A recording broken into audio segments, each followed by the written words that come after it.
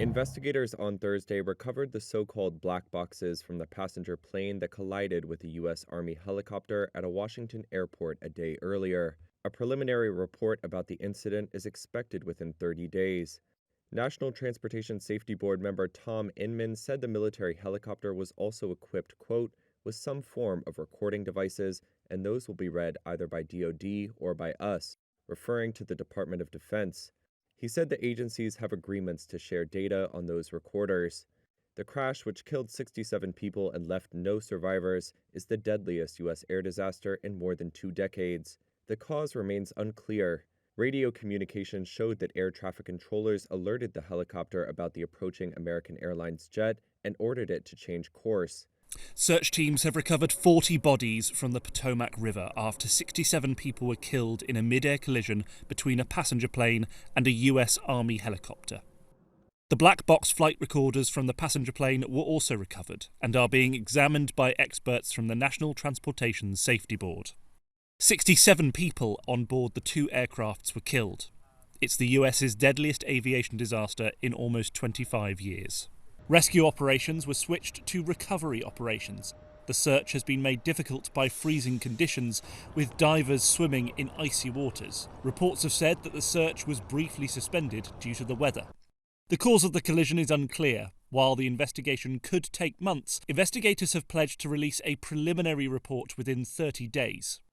Passengers on the flight included a group of figure skaters, their coaches, and their family members. Their deaths have devastated a local community. The plane was landing Wednesday night at Ronald Reagan National Airport when the collision occurred. Last year, Congress put out, this one here is one of the larger ones. This is a more traditional design. The recorders are key elements of information to help investigators determine what went wrong and how to do better in the future.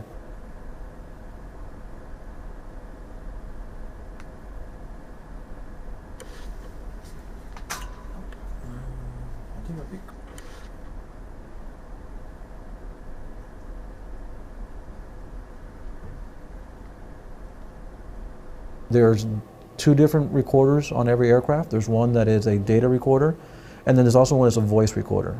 So there's one recorder that's recording the sounds and the voices of the pilots in the cockpit, and then there's another one that's recording all the data sensors and everything that's on the airplane. They're painted in this bright orange.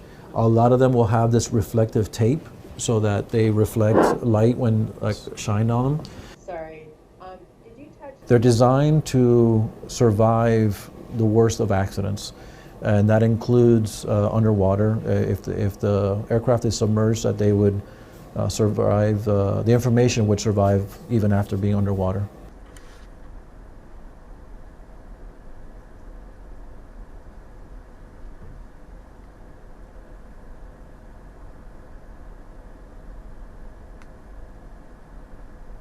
One of the things that we do here at Flight Data Systems is we create a handheld device like this to be able to retrieve information from the recorders.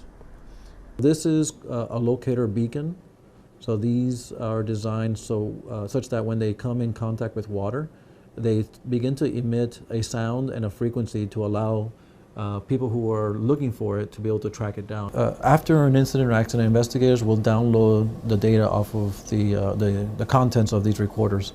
And what they do is they use what we call replay software. They literally, almost like a simulation, they replay all of the events that occurred prior to the accident itself. Facts or anything you wanted to share that...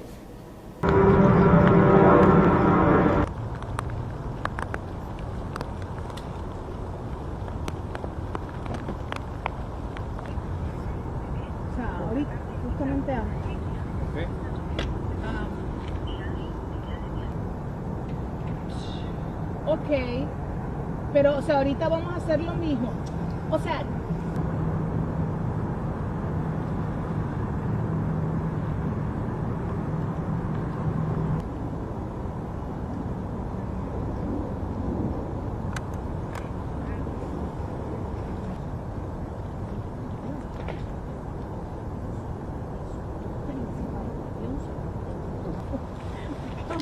Because yesterday was the same.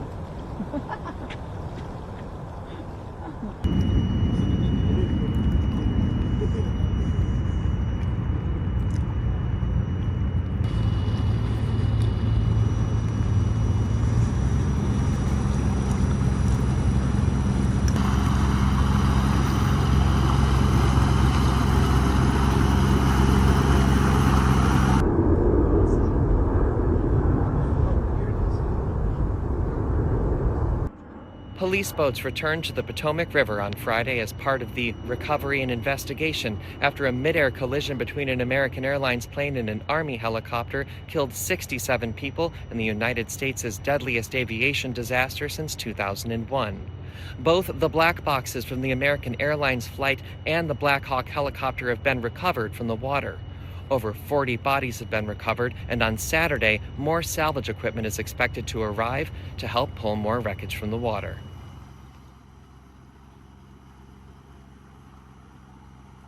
The ATC Group, Air Traffic Control, has been conducting interviews today.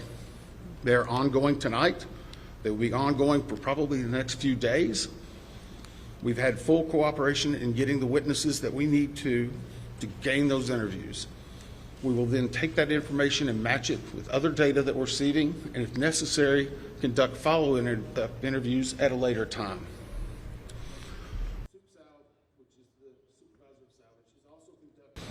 I want to clarify one thing. There's been a lot of questions and discussion regarding manifest.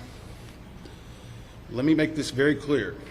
The NTSB will not and has not released a manifest.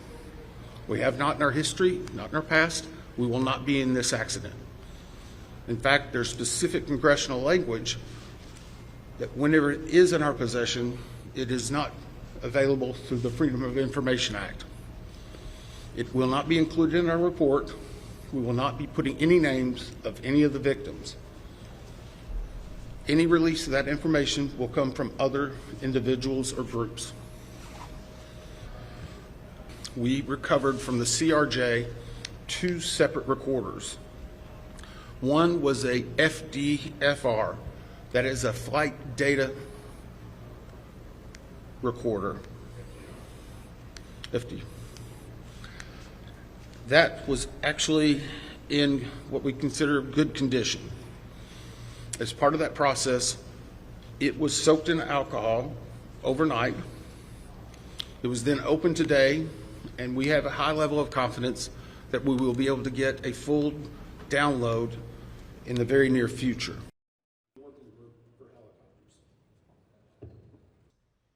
I can report to you now, we have recovered the Sikorsky black box. It is safely at the NTSB headquarters. It will begin an evaluation, just as the other 2 recorders did last night, to determine when and how to take action. I can tell you from a visual inspection, we saw no exterior damage that would indicate that it was compromised at this time. So we have a high level of confidence that we will be able to have a full extraction from that as well. They're ongoing tonight. They will be ongoing. Thank you.